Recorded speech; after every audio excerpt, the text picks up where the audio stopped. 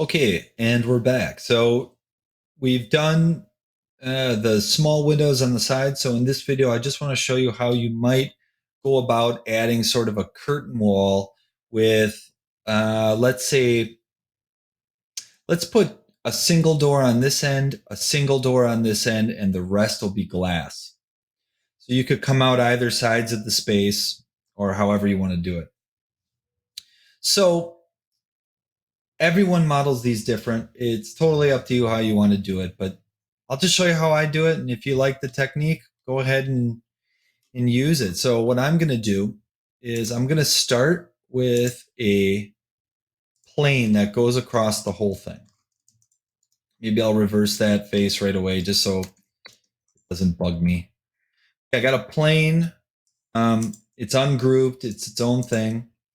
I'm going to offset that 2 inches for a frame that sort of goes around the whole border. Okay. And I'm going to delete the middle part there. And I will push this in all the way to the inside edge. And then just like before, I'll push it in 2 inches like the other frames we did. And I'll push this in 2 inches. There we go. I have a frame going across the whole thing. Before I go any further, I'm going to go ahead and make it a group. Okay. Now, let's think about this. So I'm going to put a 3-foot door on either edge. So I'm going to need a break that's 3 feet here and here so that people can walk through and not trip over the frame. So I'm going to go ahead and here. I'm going to grab this inner line there, and I'm just going to move it down 3 feet. I'm going to push this down. And sometimes it goes away, sometimes it doesn't. Here's a trick that I like to use. I like to push it down, bring it back up, push it down again, usually goes away. That's not annoying at all. And then I will do the same over here. 3 feet. Push it down, push it up, push it down. There, I got a break for my 3-foot door, my 3-foot door. Now I need to add, say, a horizontal mullion going across maybe the whole wall. That is at, the bottom edge is at 6'8". So a typical door is 3 foot by 6'8". Okay, so here's how I'm going to do that. There's a couple ways you could do it. I could take a line here, go to the move tool, copy it up 6 foot 8 inches. There it is. And I'll copy that line up 2 inches for the width of the frame. Go to my push pull and bring this guy all the way over. Okay. So I know that I have a horizontal where I want it. And now I think what I'd like to do is add some verticals. So there's a couple ways you could do it. You could keep this as its own group, and then I could do all the verticals on another group. That might be a good way to do it because then you have the freedom of moving them around and they're not stuck to each other. Now I realize I do have these verticals on the edges that are part of this frame group. That's fine because those are always going to be there right where they meet, say, the wall material.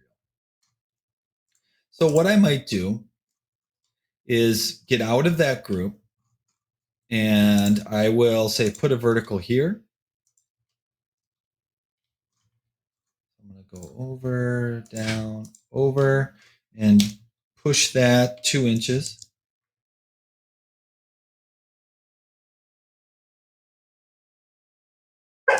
I'll grab that and make a group. Okay. So now I could go into this vertical group, grab the whole frame in there and move it down to the other edge. Boy, this dog today didn't get his walk this morning, so he is yelling at me. All right, so let me pause and let him in. Okay, we're back. Okay. So is Wendell. All right, so we have a vertical over here, a vertical over here, and I can really see the shape of the window or the doors that I'm going to put in there. So I like where that's headed. Now I want to add verticals on the top and maybe a couple more in the middle and things like that. So I'm going to go ahead and grab my vertical mullions group. First thing I'm going to do is select what I have and go to move, bring those up to the top. You can see they go too high. Okay, so let me show you a good trick here. They're crashing up into the wall, it looks like, and into the frame. So I'm going to go to my selection tool and I'm just going to make a selection up here. Okay, looks like I've done nothing. But what I've done is if this is my frame, I've selected the top, rectangle, and lines on both vertical frames. Now I'm just going to move them straight down. So I'll go to my move tool. I'm going to move them straight down. I'm locked to the blue. Okay, now I moved them down too far. Now I'll just move them up. Oop, get a little goofy there. Sometimes I like to rotate a little bit to get to a good position to move something. I'll lock to the blue and I'll go put my mouse over in this corner. So I say, hey, go to there. Okay, but I'm holding down shift because otherwise, if I don't hold down shift, it's going to follow me. So I'm going to lock to the blue, hold down shift to lock to it, and bring my mouse over there. Okay, got some nice verticals there. Now I want to get some in the middle. So let's do this. I'll put one.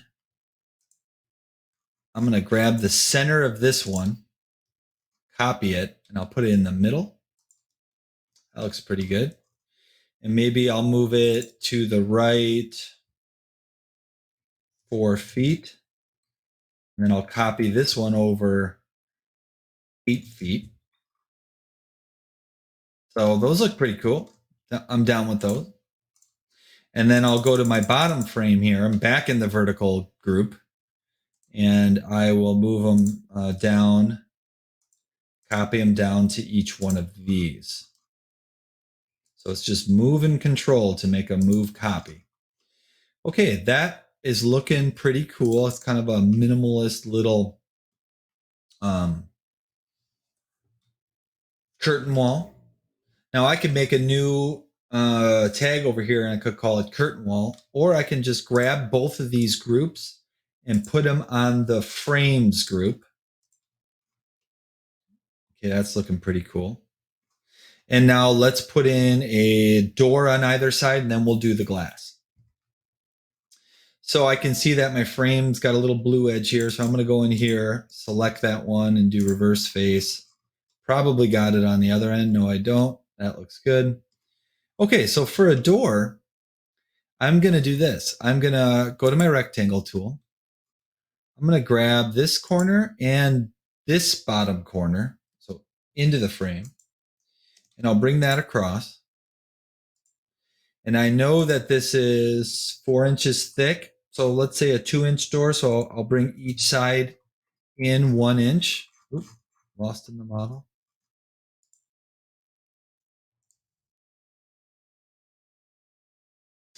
And I will make a frame, like an outer frame of say 4 inches. And I'll push this all the way through. So it's just a simple outdoor frame of 4 inches. The inside will be glass and then everything else will be glass. So I like how that looks. I don't have a handle or anything on there. Sometimes if I wanted to add to the detail of a handle, I'll go to the 3D warehouse, which I'll show you in a minute. And I'll show you how to find something and then you can just put it in. Okay, so I'm going to triple click, make it a group. And then I will go in this group again, or I can just copy this group over here. 2 ways to do it. I'm probably going to want to put this on the frames tag as well. So I'll just do that right away. The reason why I put it on the frames tag and say not a door tag is because I want all my door frames and my window frames to be the same material. So I like to break up my tags based on material. That seems to work well for me in my process. So I'll just grab this group, go to the move tool and bring it down to there. So there, I got 2 doors. I've got some windows. I kind of think that these windows need to be broken up even more. So I'm going to go into this vertical, grab all of them in the middle, and I'm going to go copy these over 2 feet, copy this over, and then I just need to grab these, go 2 feet. Kind of cool. More prison-like. That's always what I'm going for. Okay, so let's add a glass plane now. So I'm going to just go into my model here. I'm going to grab this upper corner. What's the best way to do this? Here's how I'll do it. I'll go this upper corner, and I'm just going to go to one of these verticals in the bottom edge in the middle. Okay, so I've added glass to only part of my structure. I'm going to grab that side line of that glass plane, and I'm just going to move it all the way down. Sometimes this is a good time to snap to the red. I'll move it all the way down to there, this edge. So it's kind of crashing into all the frames and into the door frame. So there it is. So what I'll do now is make that a group, go into that group, select everything, and intersect everything. So I get those nice lines that define where the glass is. And then I'll go ahead, leave that group, select that group, and put it on the glass tag. Okay? So that's just a quick down and dirty way to make a curtain wall in SketchUp. You could have done all of the horizontals and verticals in one group. I did it in 2 groups. That's fine because they're separate and I have more freedom to move them around.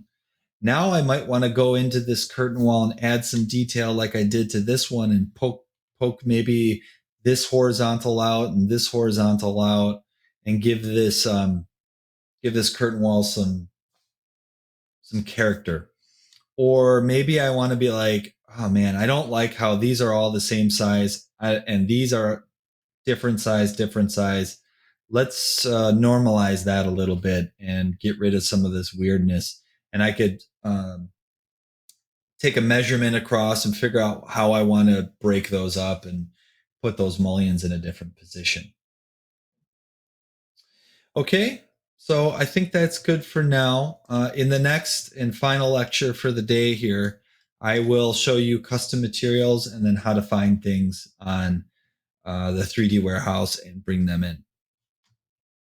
All right, stay tuned.